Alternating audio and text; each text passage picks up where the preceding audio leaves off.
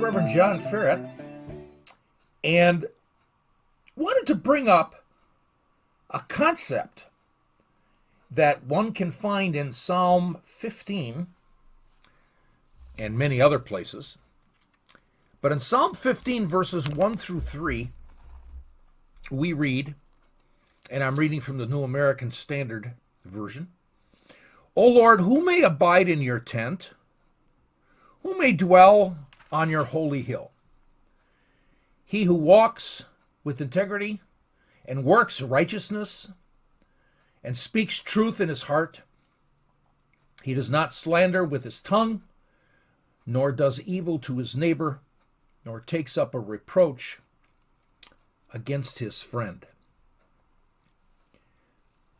Now, when we look at this, the concept I like to call head, heart, hands, and feet. Head, heart, hands, and feet. Now, it's really not my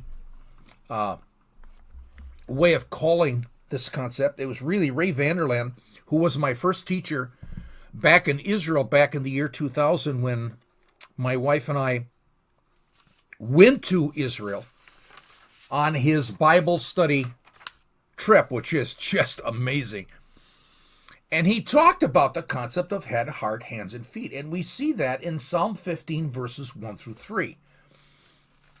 So we talk about in verse 2, he who walks with integrity, in other words, there's feet, who works righteousness. Now, working righteousness here, the word there for works is pa'al. The Strong's number is G6466. And in the Gesenius lexicon, it talks about making something, doing something, or even building something. Well, that means you're doing something with your hands, so it implies working with your hands. So he who walks with his integrity, feet, he who works with righteousness, the implication is working with your hands, who speaks truth, where do you speak? From your head, and speaks truth in his heart. And again, we have heart in here. Who does not slander with his tongue. Again, there we have the idea of the head. This is where we speak. Nor does evil to his neighbor. The implication is something about doing something to our neighbor, maybe with our hands. Nor takes up reproach against his friend. When we look at this, the concept of head, heart, hands, and feet, biblically, when we talk about our head, this is the place, from a biblical point of view, where we talk, we hear, we listen, we taste. Our head is an input-output device. From a biblical point of view, the heart is the brain. The heart is our thoughts and our mental processes. So, from a biblical point of view, we, men and women, are empty-headed. The head is just an input-output device, and the heart is pictured as our mind, not emotions. Emotions is something completely different. We'll leave that aside. That has everything to do with the kidneys. From a biblical point of view in the ancient Hebrew culture. So, head is an input-output device. Our heart is where is our mental processes, our thoughts, etc. We have our hands, the works of our hands, the things that we produce, the things that we actually construct. And then, obviously, our feet is the way we walk. And that's got a lot to do with the idea of walking in obedience to God or not walking with obedience to God. A good way of looking at it is this. When you study this concept of head, heart, hands, and feet, you're really saying, or God is really teaching us, especially throughout the Torah, throughout the prophets, throughout the writings of the Hebrew scriptures, we're really saying, are we sheep of the shepherd? God says, or David is writing in Psalm 23, that the Lord is my shepherd. Jesus says he is the good shepherd. So therefore, are we walking as sheep with the Lord? Have we chosen to follow him, to obey him, to serve him? And if we do, obviously there's a distinction between those who are the sheep of the shepherd, God, and those who are not. One way this is seen in terms of the separation is the aspects of our head, heart, hands, and feet. Sometimes when you're reading in the Hebrew scriptures and you actually are looking at this concept of head, heart, hands, and feet, you'll see that sometimes you have them portrayed positively and sometimes they're portrayed negatively. So an example, in Deuteronomy 27:15, God is talking about, through Moses, about making an idol. That's the work of one's hands, and the person is going to be judged by God because of the work of their hands is making an idol. Another one is Deuteronomy 31:29. God is talking through Moses again about Israel in the end of days. And they're going to provoke God to anger because of the work of their hands. So here's a negative idea. There are wicked people out there. There are evil people out there who are not the sheep of the true shepherd, the God of Abraham, the God of Isaac, the God of Jacob, the God of the Bible. And they're provoking God. They're coming against God because the work of their hands are making idols, or even Israel, God's people. In the end of days, they're provoking God to anger because of the work of their hands. However, we can also talk about the positive side of it. Deuteronomy 24:19. The Lord is going to bless his people. He's going to bless the work of their hands. So in this case, in Deuteronomy 24:19, we're again looking at the fact that those who are of the flock of the God of Abraham, Isaac, and Jacob, those who are of the flock of Yeshua, Lord of lords, King of kings, that indeed the Lord will bless the work of our hands. Another one in Psalm 28, verse 4. The wicked, God is going to punish them because of the work of their hands. But in Psalm 90:17, it's positive because the righteous, they will have their work of their hands confirmed, supported, and established. So you can actually have a fantastic Bible study. And I'm talking about from Genesis chapter 1 all the way through the end of Revelation. If you keep this concept of head, heart, hands, and feet in mind, and to see how God is teaching us via this. Let's take a look at Isaiah chapter 1, verses 5 through 15. And we read, "Where will you be stricken again as you continue in your rebellion? The whole head is sick, and the whole heart is faint. From the sole of the foot even to the head, and there's nothing sound in it, only bruises, welts, and raw wounds." So again, what we have is head, heart, hands, and feet. The head is sick. The heart is faint. Again, here, biblically, when you actually go through the Old Testament and go into the ancient Hebrew culture, the head obviously is this input-output device. The heart is not emotions. It's not your feelings. This is your mental processes, your mental capabilities. From the sole of your foot, the foot is your walk with God or your walk against God. Going on in those verses, we won't read them all. We come to the end of those verses, more close to 15, and God is saying, "So when you spread out your hands in prayer," here we go with hands, "I will hide my eyes for you. Yes, even though you multiply prayers, I will not listen. Your hands are covered with blood." So in Isaiah chapter 1, verses 5 through 15, this concept of head, heart, hands, and feet is so clear. Another place is in the Torah, in Exodus 29, verses 19 through 20. "Then you shall take the other ram, and Aaron and his sons shall lay their hands on the head of the ram. You shall slaughter the ram and take some of the blood and put it on the lobe of Aaron's ear and on the lobes of his sons' right ears, and on the thumbs of their right hands, and on the toes of their right feet, and sprinkle the rest of the blood around on the altar. Now, this is Exodus 29, and this is where God is instructing Moses to actually consecrate Aaron as high priest and also his sons as priests. And so they take some of the blood of the ram, put it on the lobe of Aaron's right ear, on the thumbs of his right hands, and on the toes of their right feet.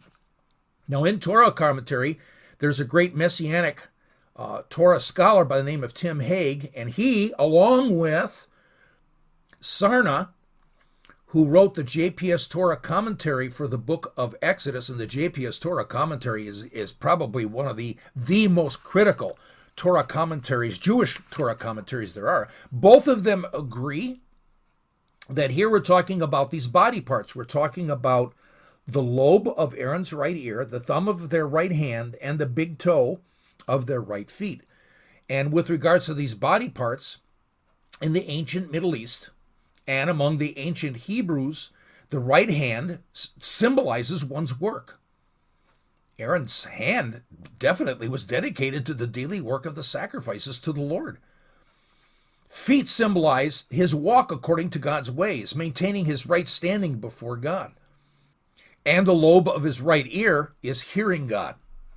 Hearing God, listening to his word, and obeying God and following his ways. There's a number of other verses that deal with the heart.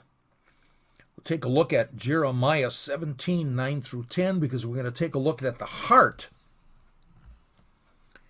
is the most critical in this concept of head, heart, hands, and feet. So Jeremiah 17, 9 through 10, the heart is more deceitful than all else and is desperately sick. Who can understand it? I, the Lord, search the heart. I test the mind. There it is. I search the heart. I test the mind. This is interesting because here in Jeremiah 17, 9 through 10, we're beginning to see how the heart and the mind are connected. I search the heart. I test the mind, even to give to each man according to his ways, his feet, according to the results of his deeds, his hands.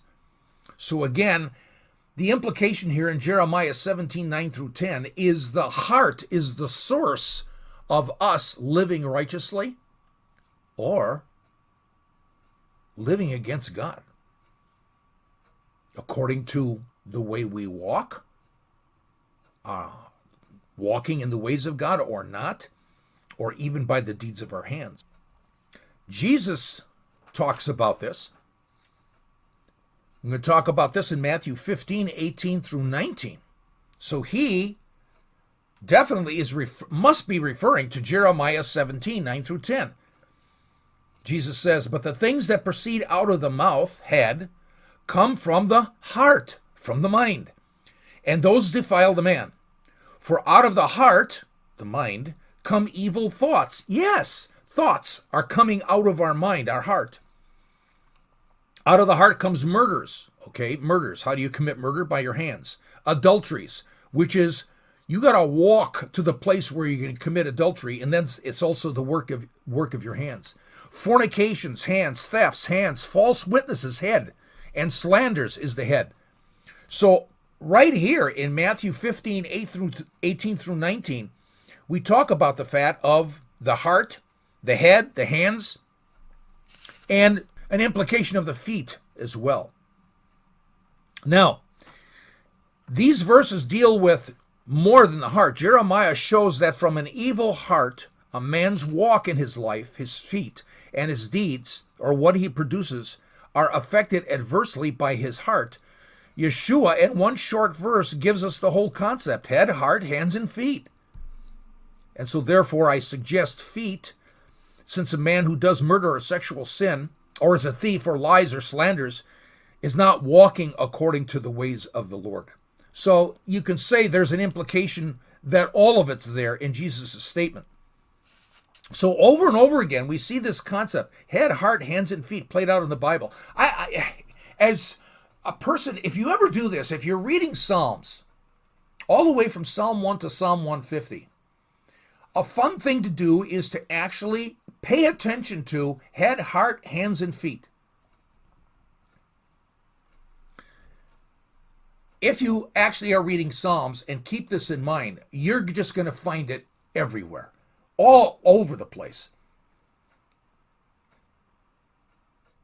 Let's take a look at the Sermon on the Mount. Yeshua's teaching, and in one set of verses, the very words of God, Jesus is talking about head, heart, hands, and feet. And this is in Matthew 5:27 through 30. You have heard it was said, you shall not commit adultery. But I say to you that everyone who looks at a woman, head, again, obviously the input-output device, looks at a woman with lust for her, has already committed adultery with her in his heart. In other words, he sees her, he desires her, and all of a sudden the idea, the mental decision to have adultery with her is a mental decision that he's made. If your right eye, head, makes you stumble, feet, in other words, obviously you are stumbling, you're committing adultery, you are not walking according to the 10 Commandments. You are actually turning away from the way God has instructed you to walk. So if, again, your right eye, head makes you stumble, feet, tear it out and throw it from you, for it is better for you to lose one of the parts of your body than for your whole body to be thrown into hell. If your right hand makes you stumble, cut it off and throw it from you, for it is better for you to lose one of the parts of your body than for your whole body to go to hell. And so indeed we have the concept of head, heart, hands, and feet. And in regards to hand, committing adultery is not, it's going to be a physical action, and it's not about walking, it's also going to be about hands. What's the result of your mental attitude and your mental decisions in terms of the lust that was created in you? Another really important place we talk about head, heart, hands, and feet. It's in the Last Supper. If you recall, Jesus went to wash the feet of the disciples. And he comes to Peter. This is in John 13, 6 through 9. Listen to this. So he came to Simon Peter, and he said to him, Lord, do you wash my feet? Now you understand what head, heart, hands, and feet is now. This feet, therefore, is a symbol of our walk with God or our walk away from God. It's a symbol, it's a picture of us being sheep of the Good Shepherd or sheep of another shepherd. So again, comes to Simon Peter, he said to him, Lord, do you wash my feet? Jesus answered and said to him, What I do you do not realize. What I do you do not realize now, but you will understand hereafter.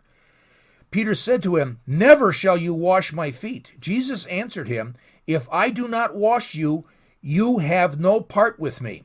Simon Peter said to him, Lord, then. Now, we get the impression that Peter said, give me a bath. Wash all of me. He doesn't say that. Peter says this exactly. Lord, then wash not only my feet, but also my hands and my head.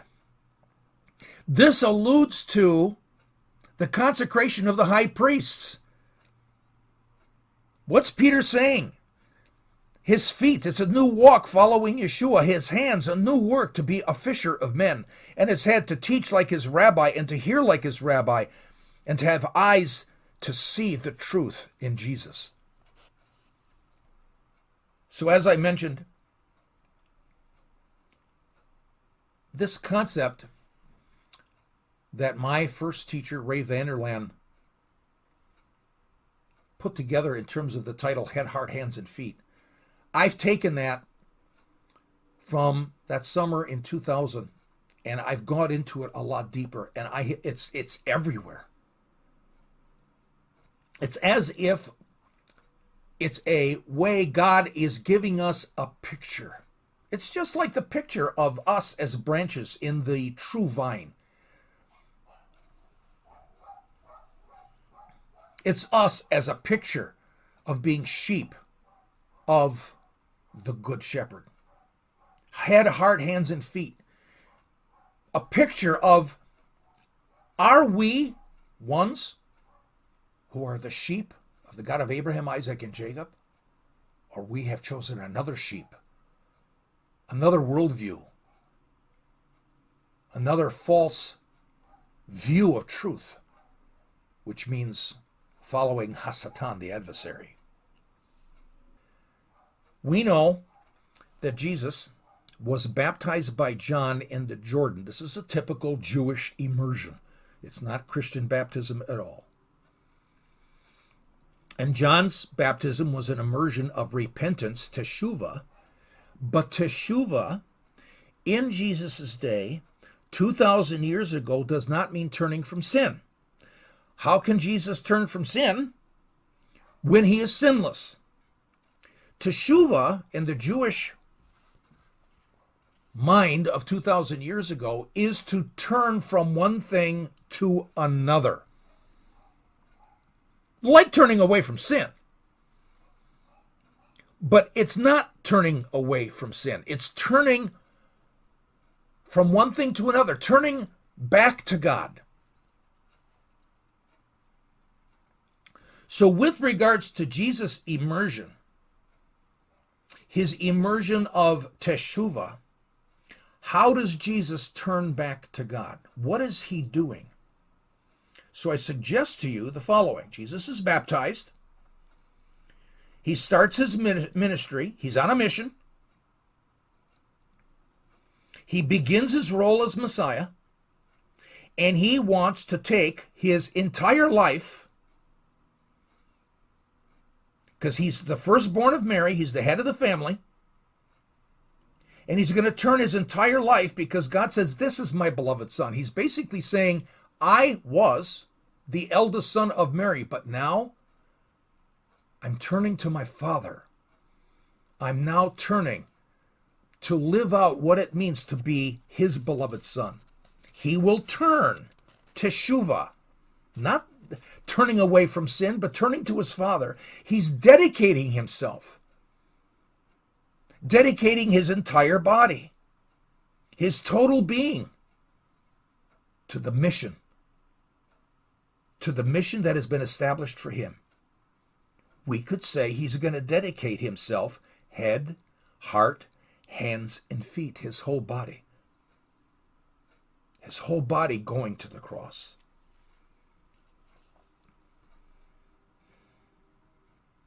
Now in Luke 23 and 24, we read that Yeshua dies and is quickly laid in the tomb, since the feast of Passover was about to start. And the women had no chance to anoint Jesus' body, to wash it normally, as is the Jewish practice, to wash a body before it's finally buried, to prepare it for resurrection. And they do that with spices, ointments, and so on. Now, they come early on the first day of the week to finish the anointing.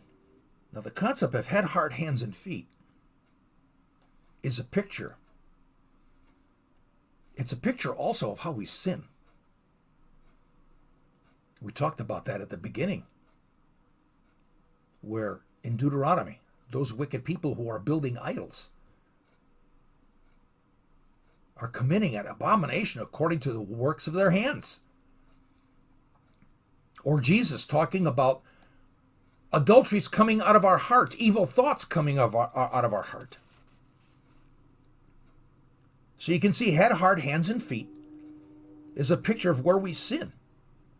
And so we come to that time when the girls come to the tomb. And in Luke 23, starting in verse 50 through Luke 24, verse 4, they're going to come to anoint Jesus. He died for our sins. Where were they going to anoint him? They anointed him on his head, his hands, his heart, and his feet. The places where Jesus bled and were injured for us. Head, heart, hands, and feet. Everything that we take a look at in the Bible about head, hearts, and feet, it comes to the cross. And Jesus is wounded, head, heart, hands, and feet, so that indeed his blood washes us clean from the places that are a picture of where we sin.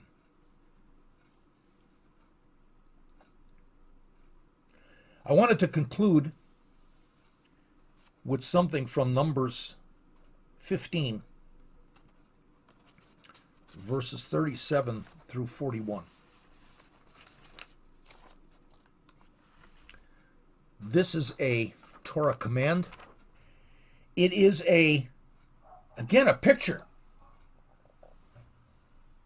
of God trying to help his people, especially the men, how to live each day in such a way that they are maintaining their righteous standing with the God of Abraham, Isaac, and Jacob.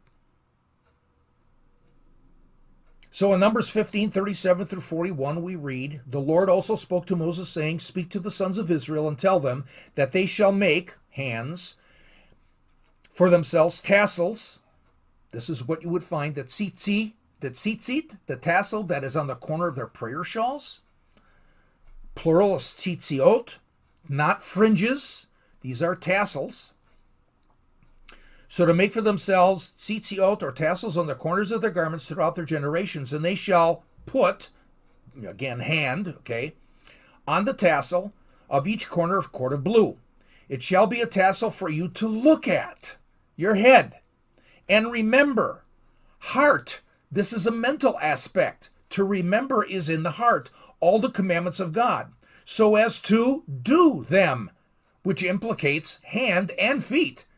To walk in God's ways and to actually produce your life so that it is glorifying to God. And then not to follow your feet after your own heart. And again, your own heart. God says in Genesis 6:5, before the flood and then after the flood, that the intention or inclination of man's heart is to sin continually. So God is saying that's your heart. Not to follow after that. And your own eyes, head, after which you played the harlot, feet, and perhaps even hands, so that you may remember. How do you remember? Your heart, your mind, to do, hand, feet, all of my commandments, and be holy to your God. I am the Lord your God, who brought you out from the land of Egypt to be your God. I am the Lord your God. Head, heart, hands and feet. We Christians don't wear tassels. We don't have tzitzit on our prayer shawls because we don't have any prayer shawls. That's obviously part of Jewish custom, Jewish tradition. But how much do we need a reminder each and every day of the cost that the Lord paid so that we can be cleansed, head, heart, hands, and feet. We should have a picture. We should create our own tzitzit, tassels that we have. Perhaps put it in our pocket, carry it in our jacket. I actually wear one. It's a reminder every day of the cross, where Jesus was crucified and bled from the head, heart, hands, and feet. Shalom.